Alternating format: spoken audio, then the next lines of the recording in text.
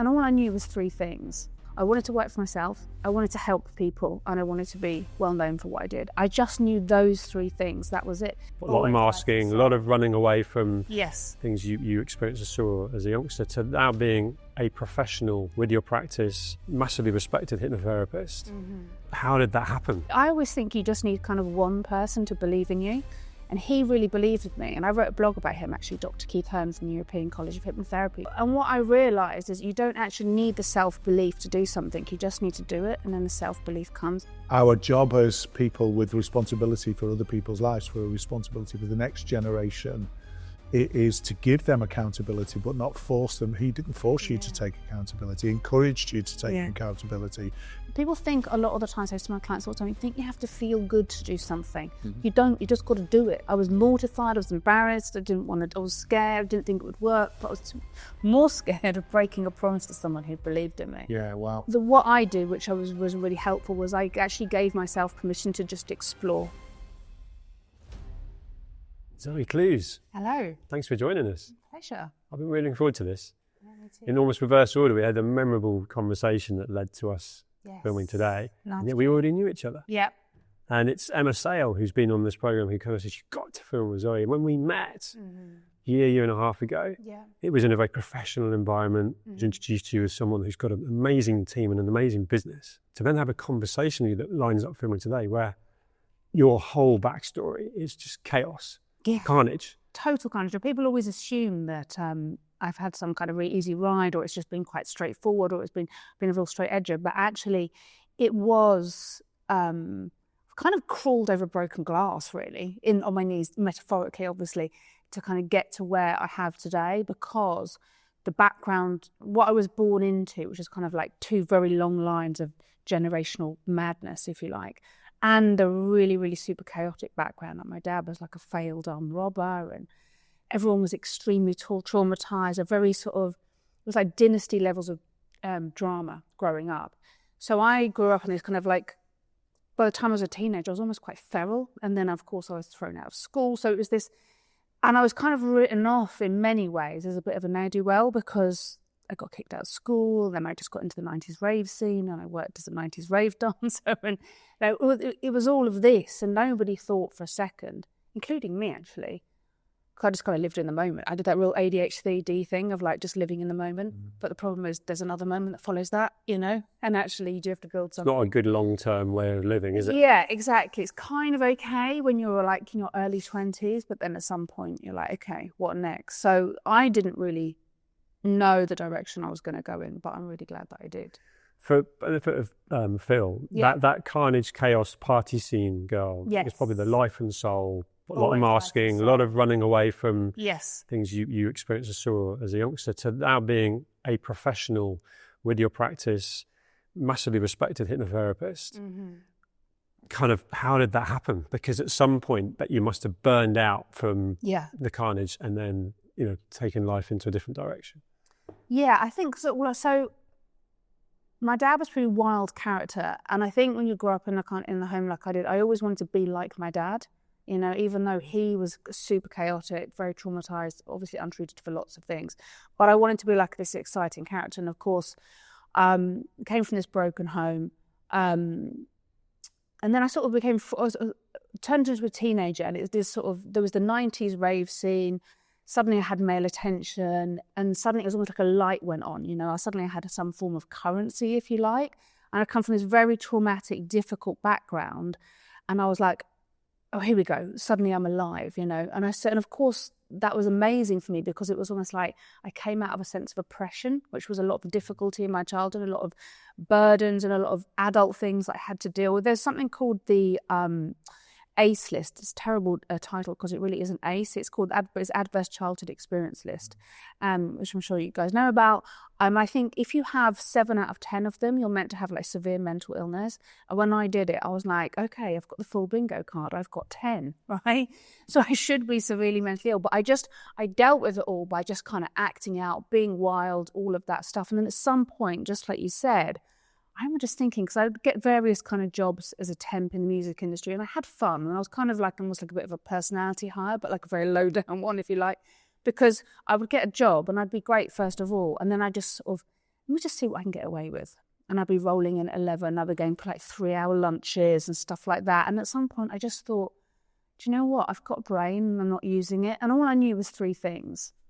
And my life was it was kind of messy, my life at the time. I knew 3 things. I knew I wanted to work for myself, I wanted to help people, and I wanted to be well known for what I did. I just knew those 3 things. That was it. So I just started doing lots of different courses. And when I found hypnotherapy, it really gripped me by the throat. And I was like, wow. And my tutor said to me, he was like, I really think you could do this for a career. You know, you're absolutely natural at it. And the other part of being that sort of child of a complex trauma family and dysfunctional family system is that I've been my mother's therapist from a very young age. Because, you know, they were all in chaos. So I'd been like, you know, when you have that dysfunctional family system, it's almost like one of you steps up and has to kind of try and take care of things. So you kind of become the parentified child. So when I went and did the hypnotherapy training, it's almost like I already knew how to do some of it in a way. And I'm thinking, oh my God, I could actually do something with my life. Because of course, growing up in that kind of childhood, your self-esteem is hugely impacted. But I always think you just need kind of one person to believe in you. And he really believed in me. And I wrote a blog about him, actually, Dr. Keith Hearn from the European College of Hypnotherapy, because he just really believed. He said to me, you've got to do this and you've got to start straight away and put an advert in the paper. That's how long ago it was. An advert in the paper? An advert in the paper. That's how I began. Now, when I started, and there's another really amazing lesson in this, when I started, I didn't believe in myself at all. I was too embarrassed to use my real name because lots of people just laughed. I told people I'm going to be a hypnotherapist, and like, people were like, but you're the sort of girl that gets carried out of bars. And I was, you know, I wasn't someone that was taken seriously at the time. But I also knew somewhere there was a lot more to me. So I'd made this promise to him that I would start straight away. And I was so scared to start. But I was more scared of reneging on a promise to him. So accountability. Yeah. So, and what I realised is you don't actually need the self-belief to do something. You just need to do it, and then the self-belief comes. And obviously I started really, really slowly, but it was such a long time ago. It was like I was 26, about 2002 when I did it. And then I was still working, but I just built it up very, very, very slowly. But it was amazing because it was one of the first things that had really worked in my life, because obviously I'd been thrown out of school, everything had been complete chaos. I just partied all the time. I hadn't had any responsibility. And then because I think I was quite natural at it, I got really good results straight away. And there was just this sudden flow of clients into my life. And I was like, oh my God, this is actually working. You had purpose. Yeah. First time you had purpose. Yeah, exactly. And I was really surprised. No, everyone else was really surprised, but no one was more surprised than me. But then, of course, slowly my confidence built up, and I just built up and built up and built up from there. You know, and it wasn't like I wasn't a businesswoman at that age. I remember, you know, someone talking to me about a tax return. I had no idea what it was, you know. But so I started, in a way, with like super humble beginnings, but with some talent, I guess. And from there, I built everything else up. Let's take you right back. Yes. You've given us an awful lot of things to pick up on there, and if I can, a tremendous amount of stuff. You got thrown out of school, you say. Yeah. Can we explore that for a second? Yeah, of course. For what? I think I cut the arms of a teacher's cardigan because they'd been rude to me, or they'd said something horrible about my schoolwork, something like that, or I didn't like them. I was really naughty, you know. And I loved, because my dad was like the grand rebel, right? And I wanted to be like him. So I think it was that, and then lots and lots of different, there wasn't like one huge So it was a build-up of things where you were... Yeah, I was kept being on warnings and warnings and warnings. And, you know, I was kind of like quite grandiose and defiant. My mantra as a teenager was, I'll do what I want, thanks. And I loved that. You know, I've actually got my old teenage diary from when I was 16. I found it at my mum's a few years ago. And when I read it back, like I look at it and I'm like, oh my God, I really love her spirit. But I was so badly behaved. But I really enjoyed being badly behaved. But then, of course, that stops working after a while. So you got your young woman. Yep. Finding your own self. Yes. But you've alluded to, so you got that, I'll do my own thing, thank you very much. Yeah. Trying to be your dad. Yes. But you've alluded to having a very low self-esteem. Yes. So what's the connectivity between the two? Is that a mask for this? or did not finding that drive the low self-esteem? Where did the low self-esteem, where did you become aware of that? It's funny because, yeah, that's a really good point, actually, because I think probably I can't remember feeling low self-esteem until, so I remember not feeling very unhappy as a kid, because it was always, there was constantly terrible things happening, and I was nearly taken to care, I think 3 or 4 times. My mum really fought for me not to. It was just constant chaos, and my dad was in and out of prison and all these kind of things going on. So obviously I wouldn't have been happy, but I don't really remember that so much. I remember being 14, becoming kind of pretty. Suddenly I got loads of attention, and it was almost like a light went on in my life. And I just think I acted out, kind of like, I'll do what I want, thanks. I was kind of big personality. I was always the one leading everyone to parties. So it was suddenly like I had this big burst of life, but it was kind of like frenetic activity.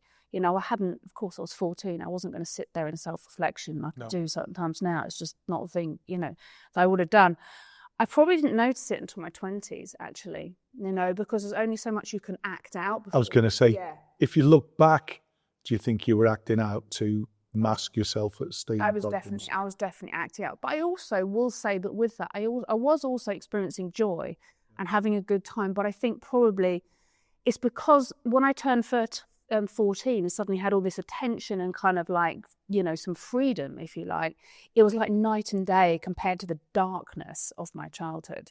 So yeah, so I was definitely acting out, but there was good times in that as well. You know, there was genuine fun and joy and stuff like that.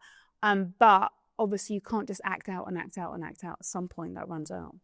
And you strike me in the way that you tell that tale. Yeah. And it's, I'm going somewhere here, I think, that you would exude a confidence. Yes.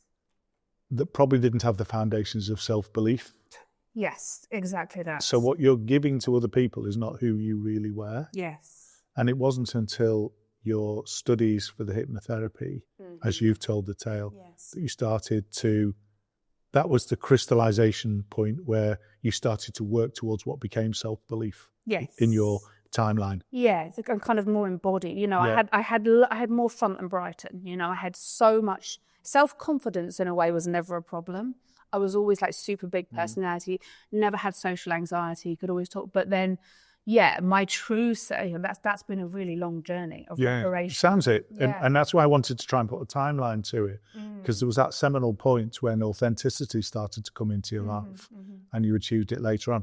You know, in many ways, I'm starting the neurodiversity journey now. Because I, you know, came from this crazy background. You know, I couldn't understand why I kept making kind of like, I had that typical ADHD thing. I was hugely risk taking. And obviously when I was younger, they were kind of like dumb risks. Do you know what I mean? Like going out with people that were completely inappropriate, just going off partying for days, you know, spending I do things like when I was employed, and I spend all of my money, all of my wages in like 2 days. I do things like that, like no impulse control, like super compulsive.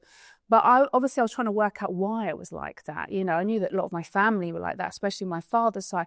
So I came at that from a trauma perspective, like trying to understand. So a lot of my journey, because I sort of went into therapy around about my 20s when I became a therapist as well, because I think that's really important to do both at the same time, obviously. I understood everything from a kind of trauma-informed perspective, and I started to really understand what complex PTSD was, which I definitely would have had, which is just complex PTSD. A lot of people don't always know what it is, but it's like relational trauma. It's when you've had tons and tons and tons of different traumas in all their many iterations. So I always came from it very much from that lens, and it's only really the last couple of years that I'm starting to look at that. And I think, you know, if we look at complex PTSD and ADHD, they have a bidirectional relationship, is that one informs the other. And for example, I think stats are people with ADHD are 7 times more likely to have PTSD than someone without ADHD because of things like impulse control and stuff like that. And then of course, if you grow up in that sort of absolutely insane childhood like I did, your brain is, you know, what happens to your brain in that thing can inform ADHD as well. The chap who taught you the hypnotherapy, remind me of his name. Dr. Keith Hearn. You said, you conferred with John that there's an accountability to what you promised him you'd do, and you start that. But when you were talking, that was a switch of where your self-belief started. Why was he able to give you self-belief? You got to this point and that person started a journey for you. Yeah. If we captured what he did from what he gave to you, we'd be able to replay that for other people. So it's an important question. What was he able to give you that made you say, yes, I'm going to be accountable to that? Okay, well, first of all, I don't think anyone had really tried him before, actually, because everybody that I'd been around had been in such chaos. And my teachers were just like, well, I think they'd just written me off. So first of all, he was probably one of the first people to do that. To believe in you? Yeah. Okay. Yeah. And to show you that belief? Yeah, yeah. And I found him, he was stable, he was kind, he knew a lot of things that I really, I was inspired by him. He was quite an eccentric character, actually, and I love an eccentric character. And I remember, I remember more about this story now, it's interesting. So I was always working in jobs in the music industry and always worked for these really huge egos as well. And I was always getting fired, right? I was terrible at working for other people, really good at working for myself. In fact, before I worked for myself, an ex-boyfriend said to me, you're the least ambitious person I've ever met, And I've often said that people think people aren't ambitious, but it's not that they're lazy, they're just scared or they're uninspired. I just wasn't inspired, So what he did, so I'd been fired from yet another job. I'd done the first section of my hypnotherapy training, and I was just going to take my time, I wasn't planning on being a hypnotherapist anytime soon. I was just going to do that sort of thing of like, I'll just take my time and maybe I won't really do it, and being a bit vague about it, right? And I went to see him to do my exams for the first part, and he said, how are you? And I said, well, I've just been fired. And he said, oh, well, why don't you do the next part of the course, but fast track this part? And I was like, I don't have the money. So I was like in my 20s, I was with skin. And he said, don't worry about it. He said, I believe in you. He said, do the course. And he said, you can pay me back when you've got the money, which of course I did. He said, but you have to start sooner than you think. And I was like, that's an amazing piece of accountability for me. I was going to say, he gave you accountability. He invested in you emotionally and invested in you financially as well, really. Exactly. And gave you, and I think that's the point to bring out there, isn't it? That our job as people with responsibility for other people's lives, for a responsibility for the next generation, it is to give them accountability, but not force them. He didn't force you to take accountability. He encouraged you to take accountability in something you were clearly getting some form of lower level dopamine hit compared to the parties, the rave parties, the rock, the music scene. But you were still getting some form of dopaminergic reward there, weren't you? So you were turned on to it. Yes. Then you had somebody who encouraged you. So there's a kind of alignment of the stars is what I'm getting to. Yes, that's what it felt like. That's very much what it felt like. There's a guy called Robert Brooks, a psychologist in America who we do a lot of work with. And he talks about finding your island of competence, something that you can do, that you're good at, that really gets you going. It doesn't have to be base jumping or whatever. It's whatever you get excited by, interested in, that encourages you, will fire off the dopamine and get you going. Then you've got somebody who comes along, and this is the role for other people, is to be the encourager, the emotional investor, and then bring somebody who's clearly been wild and tame the beast. And that's clearly been a seminal part of your life, isn't it? I'm so glad that, I actually wrote a blog called You'll Never Have Your Ducks in a Row, and it was almost like a tribute to him. Yeah. Because, I didn't have my ducks were not in a row at all. They weren't even in the room, and he saw some raw kind of talent of some kind, and he backed that up. And then, believe me, I remember the moment when he said that, and I was like, okay, I'm going to do this. And I remember walking back through Regent's Park from the college, and it was a real moment for me. I was just like, oh my God, am I actually going to do this? And it was really beautiful. I'm forever grateful to him. It's one of the best decisions I ever made. Clearly, and from an ADHD perspective, we talk about and theorize about dopamine, and if you're turned on to something, you can then focus on it. If you're not turned on to it, you're not going to. You got your dopamine rush from a lifestyle that was irresponsible, from a lifestyle that was chaotic. Home, ADHD is as inheritable as height. Yes. You think your dad had ADHD? Yeah, a million %. Right, and that's what I was, as you were talking about your dad there was a kind of diagnostic checklist getting ticked off there in terms of, and the outcome for him of criminal behaviour and a criminal lifestyle, because there wasn't much more available to him, and so on and so on. Yeah. You've broken through that, and the theory says you've got to find your island of competence. The piece to bring out in the interview here is, and someone's got to give you that opportunity to believe in yourself, and that's not going to happen like that. It's not. It wasn't for you a light bulb moment when you started practice, as you were saying. Your inner chimp was still saying, "I don't know if I can do this." I was so ashamed. Friends were saying, "You're not going to do this." 5 people laughed in my face, and people told me years later, we all like, God, as if you go and see Zoe Clews for your problems. Yeah. You know, that's what, so it was this, so I did it anyway. This is the thing, people think a lot of the time, I say to my clients all the time, you think you have to feel good to do something. You don't, you just got to do it. I was mortified, I was embarrassed, I was scared, I didn't think it would work, but I was more scared of breaking a promise to someone who believed in me. Yeah, wow. Was there a part of you that also wanted to prove them wrong as well? The competitive element of after a while, I was a bit like, you know, especially also my teachers had written me off. And I think I was told I wouldn't amount to anything. And the thing is, you know, because my mum and dad, and my dad's not with us anymore, God bless him, my mum still is, but we're both really talented people, both artists. My dad, you know, he came from this terrible kind of, both Scousers actually, came from this terrible sort of Liverpool slum kind of upbringing, probably the most traumatised person I've ever met in my life. Terrible story, and he escaped from all of that into the 1960s, and he was this artist, and he managed to go to the Royal Academy of Arts and everything else. So he was incredibly talented, and he burned it all down. You know, and people gave him opportunity after opportunity after opportunity. And then both of them, because they came from that real kind of working class kind of Scouse thing, don't get above your station.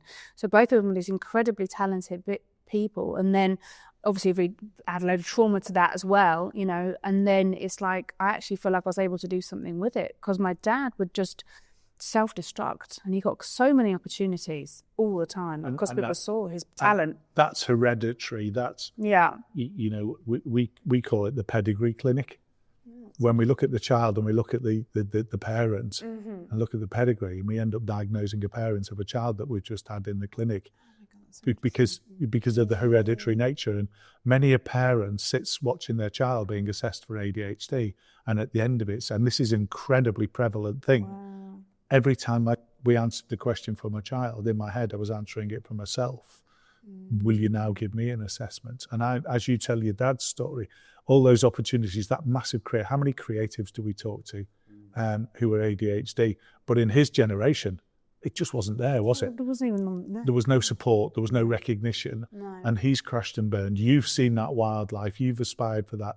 And thankfully, somebody came along and gave you that turning point. Yeah, sliding doors moment, right? Yeah, great analogy. And if you got on the other tube, you wouldn't be sat here today, would you? Honestly, everybody thought I was loads of people thought I was going to end up in prison. And that's what they would, that's when I found out at school, then I just got into Well, that's the pathology available to you, isn't it? Yeah. And that's your known. Yeah. So that would have following the pattern of your father. Absolutely. Yeah. So here you are now. I don't think anyone can get to your age or where that turning point was and go through what you've gone through without there being trauma. Yeah. Because your lifestyle is traumatic. That's got to leave a footprint. That whole teenage girl on that scene has left a traumatic footprint.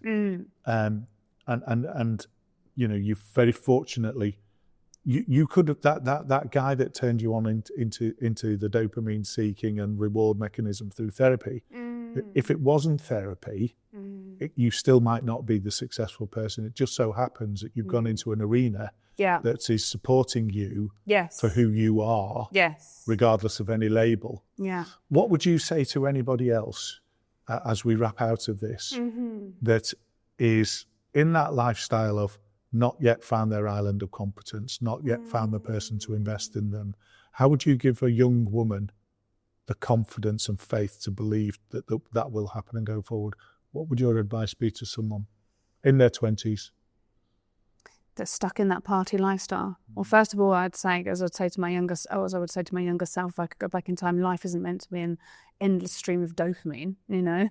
And second of all, I would say, what I do, which was really helpful, was I actually gave myself, even though I was very under-resourced at that time, I gave myself permission to just explore. I said, I'm going to go and do lots of different courses and see what feels good, because I had no clue what the thing was, and I did lots of different courses. Hypnotherapy wasn't the first one. So I think you have to give yourself permission to be like, okay, I recognise that I deserve more and I want more. Sometimes you might not even feel like you deserve it, or I'd like more, let's call it that.